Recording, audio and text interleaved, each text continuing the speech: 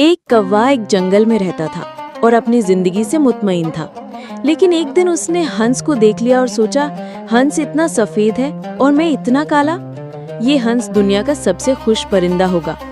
कौवे ने अपने ख्यालात हंस को बताए। हंस ने कहा, असल में मुझे लगता था मैं सबसे ज्यादा खुश हूँ जब तक मैंने तोता नहीं देखा था। तोते के पास दो मुख्तलिफ रंग हैं। अब मैं सोचता हूँ तोता सबसे ज्यादा खुश होगा। कौवा तोते के पास पहुंचा। तोते ने कौवे को बताया, मैं बहुत खुश जिंदगी गुजार रहा था। फिर मैंने मोर देखा, मेरे पास तो सिर्फ दो रंग हैं, जबकि मोर के पास कई रंग हैं। कौवा मोर से मिलने चिड़ियाघर जा पहुंचा।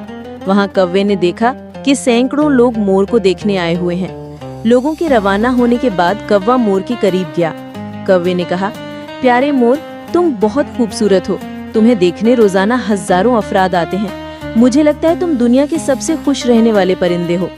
मोर ने जवाब दिया, मैं भी सोचता था मैं सबसे खूबसूरत और खुश परिंदा हूँ, लेकिन मैं अपनी खूबसूरती की वजह से मैं चिड़ियाघर में मुक़य्यद हूँ। मैंने चिड़ियाघर पर काफी गौर किया और मुझे अंदाजा हुआ कि सिर्फ कौवा हो वाहिद परिंदा है जो चिड़ियाघर के किसी पिंजरे में कैद नहीं। पिछले कुछ दिनों से मुझे लगता है अगर मैं कौवा होता तो आज़ाद होता।